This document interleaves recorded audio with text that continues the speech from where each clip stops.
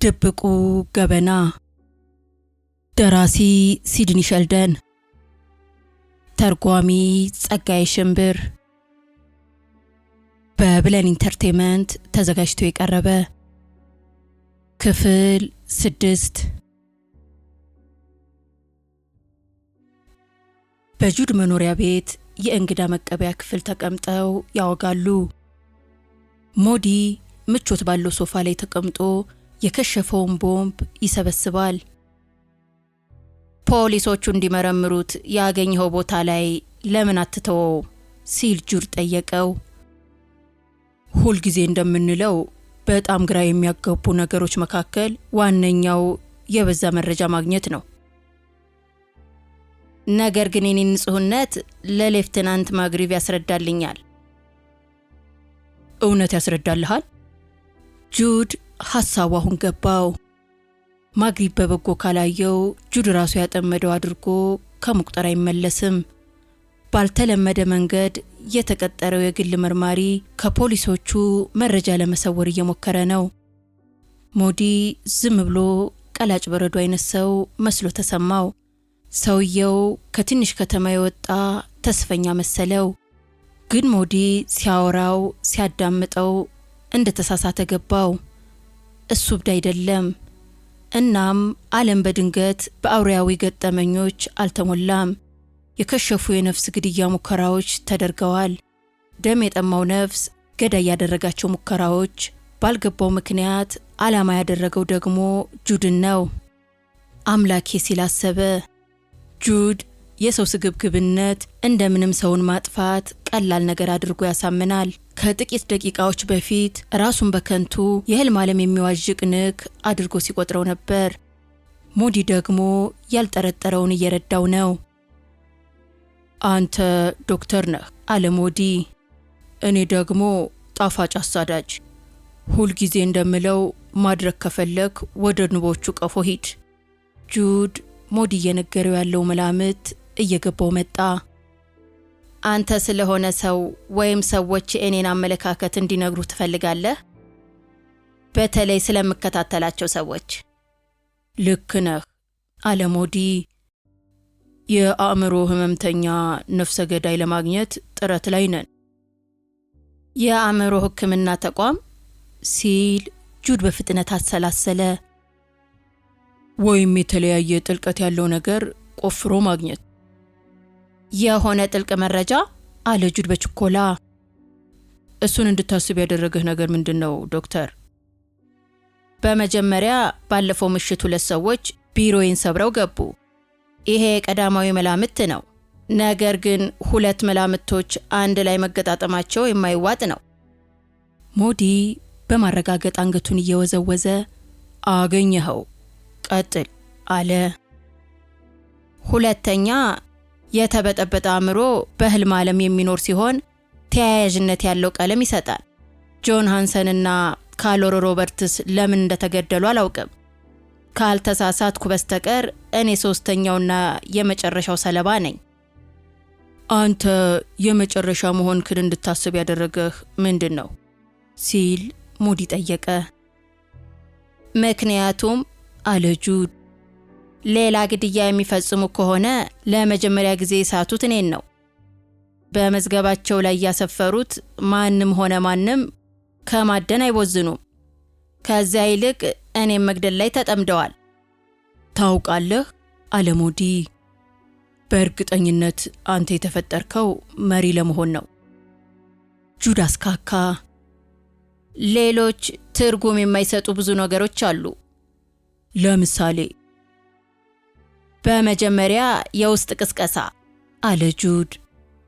ማን እንደሆነ ባላውቅም ወደዛ እንመጣለን።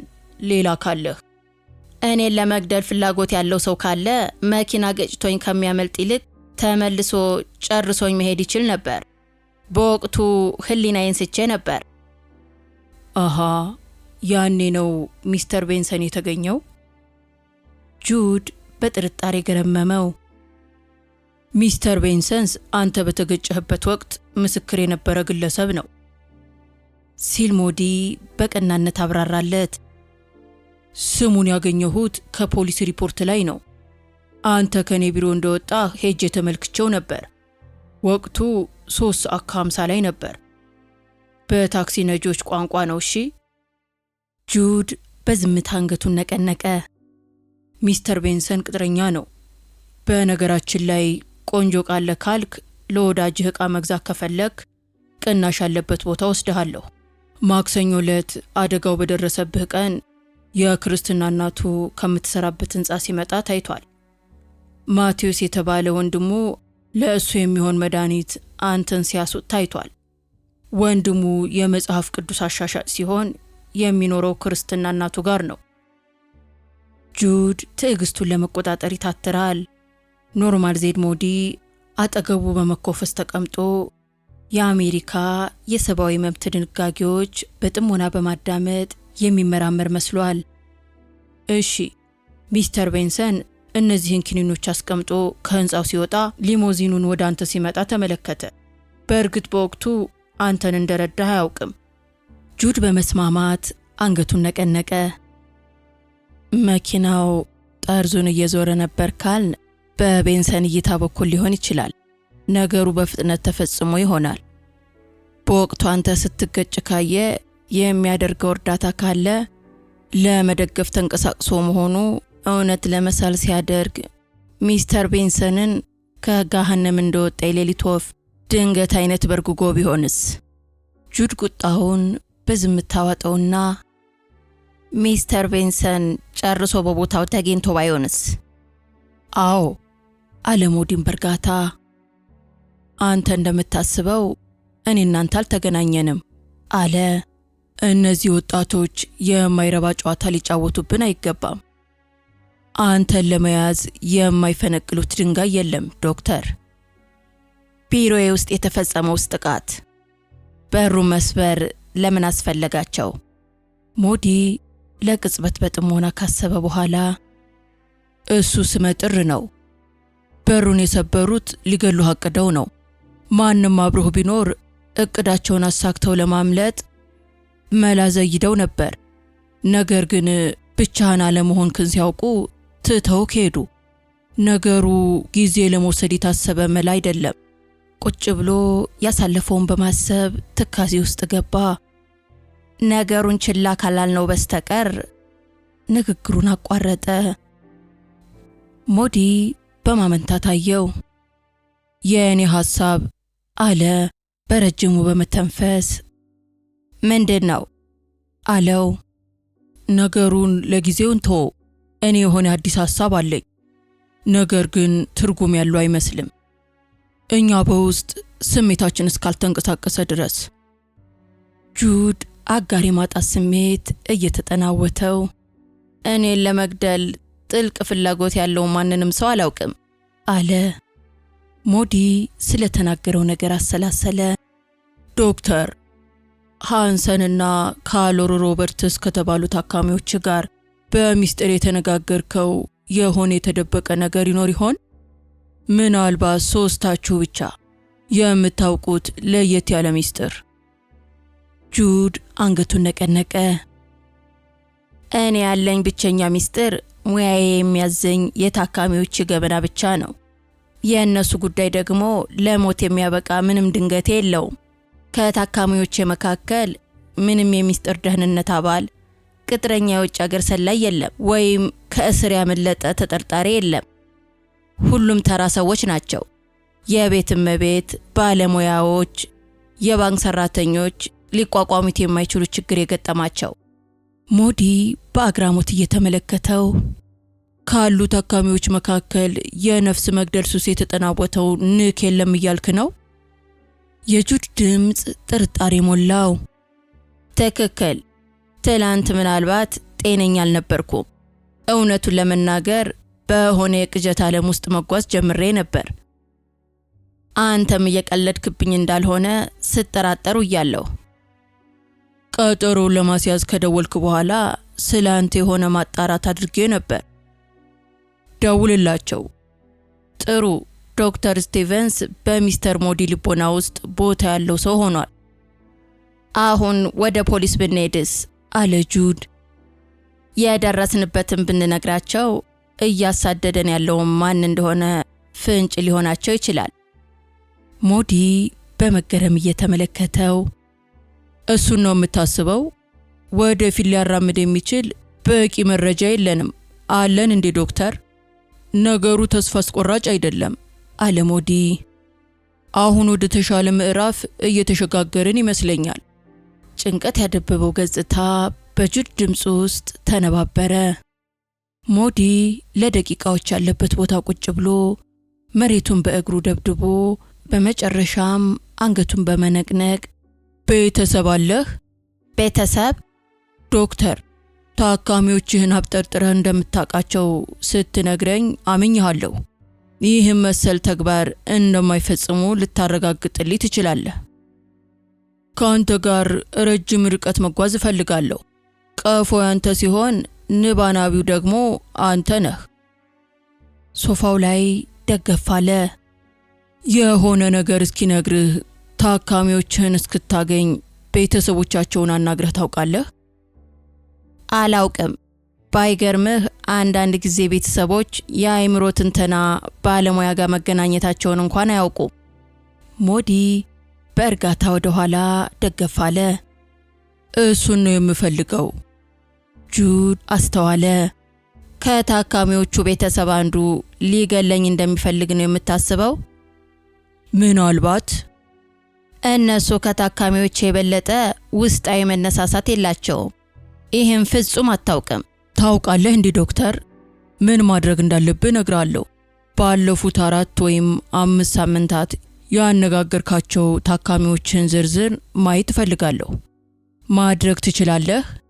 ጁድ በማመንታት አልችልም አለ። የዶክተርና የታካሚዎችህ የመተማመኛ የንግድ ውል ነው። አሁን ጊዜው ቃል ኪዳኑን በትንሹ የምንጽፍበት ነው። ሕይወትህ አጣብቂኝ ውስጥ ነው። በተሳሳተ መንገድ እየተጓዝክ እንደሆነ ይሰማኛል። እየተፈጸመ ያለው ጉድ ከታካሚዎች ጋር የሚያገናኘው ምንም ነገር የለም። ወይም ከቤተሰቦቻቸው መካከል ትንሽ ነካ የሚያደርገው ሰው ቢኖር ኖሮ ለሕክምና ይመጣ ነበር። አንገቱን እየነቀነቀ አዝናለሁ ሚስተር ሞዲ፣ ታካሚዎችን የመከላከል ኃላፊነት አለብኝ። ቅድም በመዝገቡ ምንም ጠቃሚ ነገር የለም ብለኸኝ ነበር። ለእኛ የሚጠቅም ምንም ነገር የለም። በመዝገቡ ውስጥ ካሉት መረጃዎች ጥቂቶችን ለማስታወስ ሞክረን ሃንሰንም በ3ኛው ጎዳና የግብረ ሰዶማዊ ቡና ቤት ወዳጅ ያዘ። ቴሪ ወሽበርን ከባንድ ውስጠት አብሮት ካሉት ወጣት ወንዶች ጋር ግንኙነት ፈጸመ። የ14 ዓመቱን ኤልያስ ዋርሻክ የ9ኛ ክፍል ተማሪና በቤቷ ውስጥ ብልግና የምትሰራ አዝናለሁ አለ በድጋሚ። ፋይሎቹን ላሳይህ አልችልም። ሞዲ በግዴለሽነት እሺ አለው። እሺ፣ የኔን ስራ በትንሹ እንድታቀልልኝ እፈልጋለሁ። ምን እንዳደርግልህ ትፈልጋለህ? ባለፈው ወር ያነጋገርካቸውን ታካሚዎችን መረጃ በጥሞና ካሴቱ ላይ እንድታዳምጥ እፈልጋለሁ። በዚህ ጊዜ የምታዳምጠው እንደ ዶክተር ሳይሆን ልክ እንደ ወንጀል መርማሪ ነው። የሆነ ግራ የሚያጋባና የሚያጠራጥር ነገር የሚፈልግ። እሱም ማድረግ አያቅተኝም፣ ስራዬ ነው። ደጋግመህ አድርገው። ዓይንህን በጥሞና ከፍተህ ተመልከት። ይህን ጉዳይ እስክንፈታ ድረስ ቁጣ አልፈልግም በማለት ኮቱን አንስቶ ቆመ። ወፍራም ሰዎች ግርማ ሞገስ ያላቸው ናቸው ሲል ጁድ አሰበ። ከዚህ ሁሉ ምስቅልቅል ውስጥ አስፈላጊው ነገር ምን እንደሆነ ታውቃለህ? ምንድነው? አንተ ጉዳይ ላይ ጣትህን አስቀምጠህበት ነበር። 2 ሰዎች ናቸው ያልከኝ ጊዜ ምናልባት አንዱ ሊያጠፋህ የሚፈልግበት ምክንያት ይኖረው ይሆናል። ግን ለምን 2 ሆኑ? እሱን እኔ አላውቅም። ሞዲ በዝምታ እየመረመረው በማመንታት በእግዚአብሔር አለ። በማሳረጊያው ምንድነው እሱ? የሆነ የአእምሮ አጠባ ስራ እየሰራሁ ነው። ትክክል ከሆንኩ ከ2 ሰዎች በላይ ናቸው ሊገሉህ እየፈለጉ ያሉት።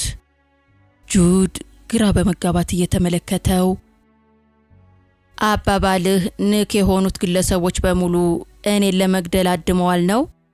ትርጉም የሌለው መላምት። በሞዲ ፊት ላይ መገረሙ ጨመረበት። ዶክተር፣ ከዚህ ሁለት ነገር በኋላ ግን እንዳለበት የራሴ የሆነ ጥርጣሬ አለኝ አለው ጁድን እየተመለከተ። አይኖቹ በርተዋል። እንዴት እንደሆነና ለምን እንደሆነ ለጊዜው አላውቅም፣ ነገር ግን ማን እንደሆነ የደረስኩበት ይመስለኛል። ማን ነው?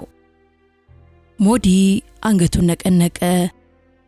የምነግርህ ከሆነ መቃብሬን ትቆፍርልኛለህ። ሁልጊዜ እንደምለው አፍህን የምትዘጋ ከሆነ ትንሽ ልምምድ ማድረግ አለብህ። ነገሩን በደንብ ስትረዳው እነግርሃለሁ። እንደምትነግረኝ ተስፋ አደርጋለሁ አለ ጁድ ተስፋ ተሞልቶ።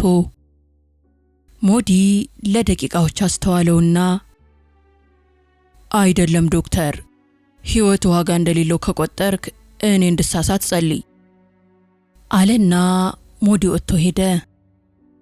ታክሲ ተሳፍሮ ወደ ቢሮ ነጎደ። ቀኑ አርብ ምሽት ሲሆን ለገና በዓል የቀረው 3 የገበያ ቀን ብቻ ነው። መንገዶቹ እስካሁን ገበያ በወጡ ሰዎች ተጨናንቀዋል።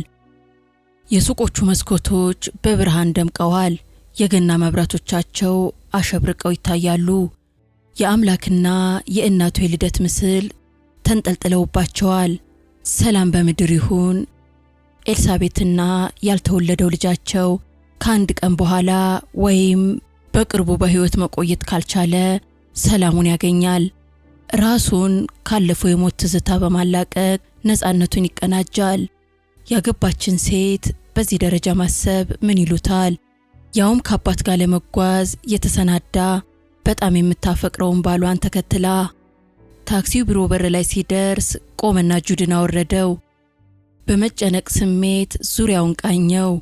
ግን ምንድነው የሚፈልገው?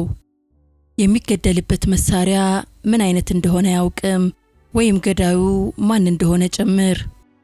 ቢሮው እንደደረሰ የውጭውን በር ቆልፎ ቴፑንና ካሴቱን ወደሚያስቀምጥበት መደርደሪያ ሄደና ከፈተው። ካሴቶቹ በቅደም ተከተል ተደርድረዋል። በእያንዳንዱ ታካሚ ስም የቅርብ የሆኑትን ከመራረጠ በኋላ ወደ መቅረጸ ድምፁ ውስጥ ጨመራቸው። በዕለቱ ቀጠሮን የሰረዙበትን ሳይቀር በጥሞና የሆነ መሪ መረጃ እስኪያገኝ ድረስ ሊያዳምጥ ወሰነ። በነገሩ ውስጥ የታካሚዎቹ ቤተሰቦች ወይም ጓደኞች እንዳሉበት ፍንጭ ለማግኘት ቀበቶውን አጠበቀ። የሞዲ ምክር ከንቱ ቢመስለውም ለሱ ያለው ክብር የተነሳ ነገሩን ችላ ሊለው አልፈለገም። የመጀመሪያውን ካሴት እንደጨመረ ቴፑን ለመጨረሻ ጊዜ የተጠቀመበት መቼ እንደሆነ አስታወሰ። ባለፈው ምሽት ነበር። ትውስታዎቹ እንደ ቅዠት ውስጥ ሞሉት።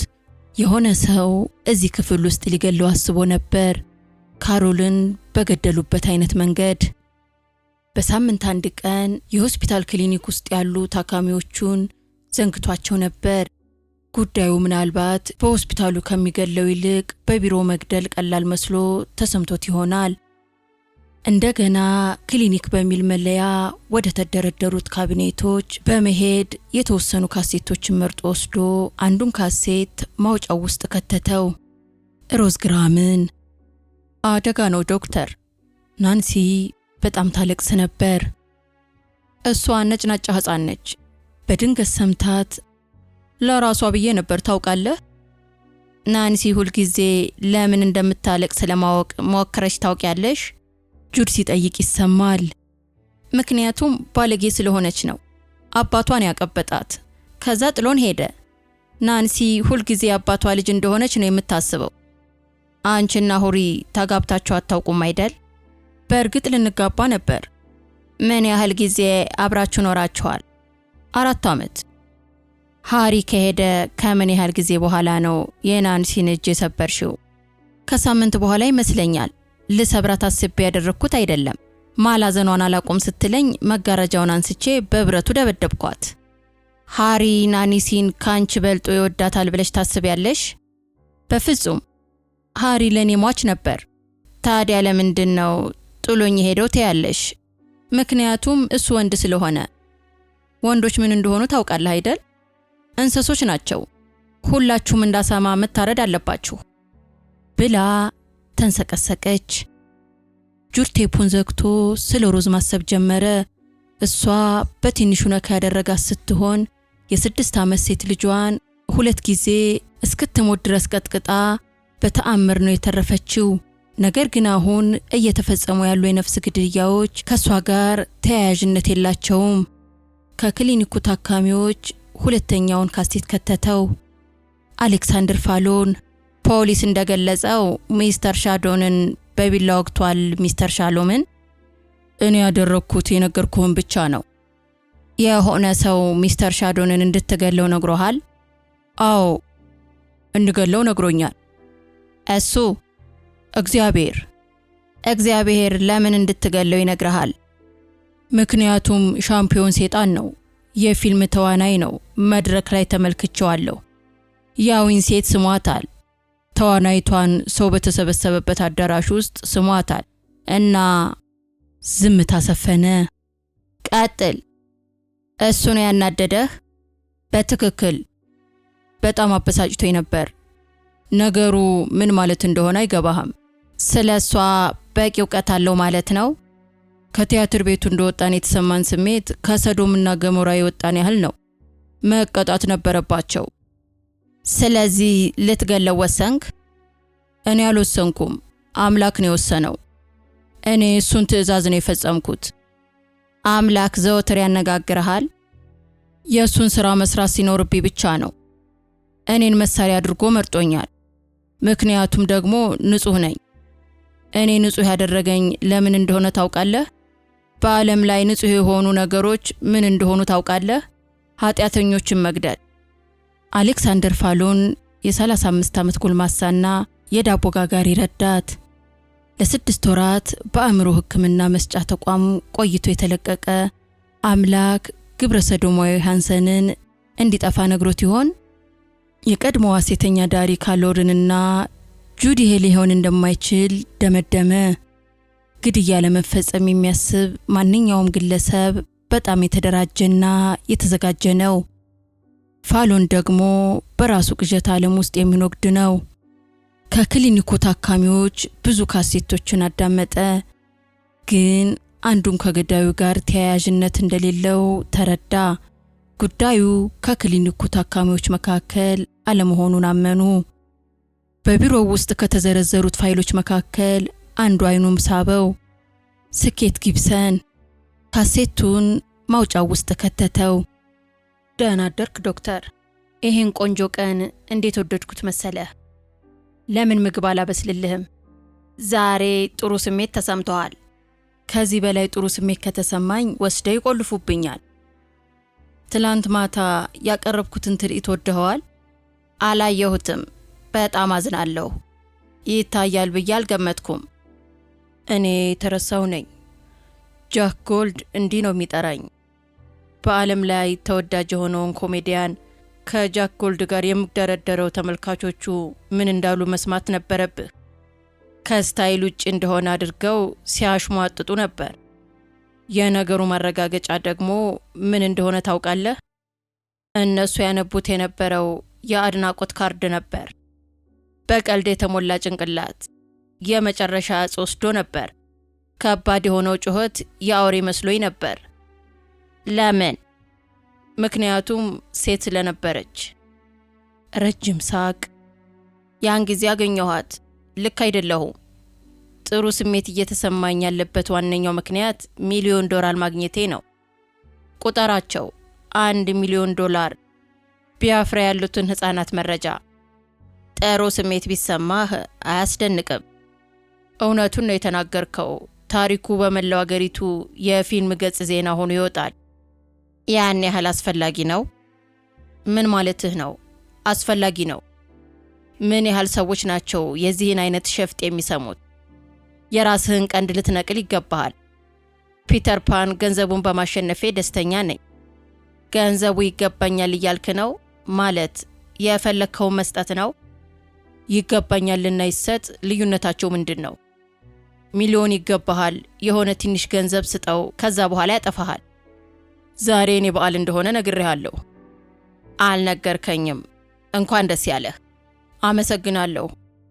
15 አስደናቂ ዓመታት ሳለን ተገናኝተን አናውቅም።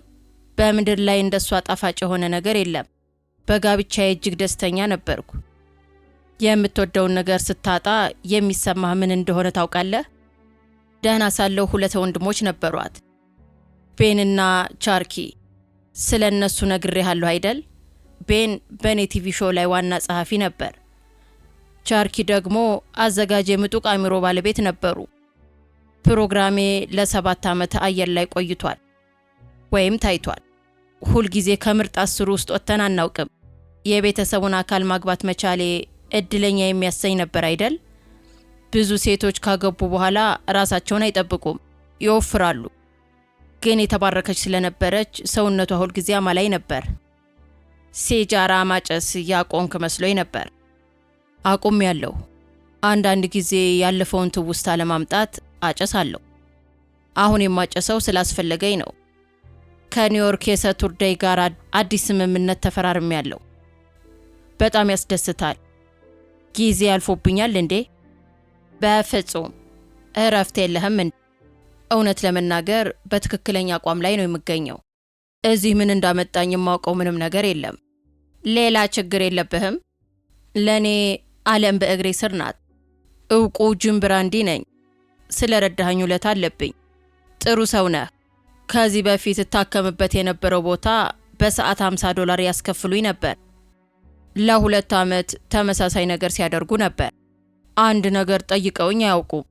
በመጨረሻም አንድ ቀን ዶክተር፣ ጥያቄ ልጠይቅህ አለ አንዱ ታካሚ። ትችላለህ አለ ዶክተሩ። ታካሚውን ሼሪክ መሆን እንችላለን አለው። ረጅም ሳቅ። አስፕሪን ወይም ሌላ ነገር ትወስዳለህ? አዎ፣ ከመጥፎ ራስ ምታት ለመላቀቅ። ራስ ምታቱን የሚያስነሳብህ ምንድን ነው? የተለመደ ጭንቀት። ዛሬ ረፋዱ ላይ ስክሪፕት ሳጠና ነበር።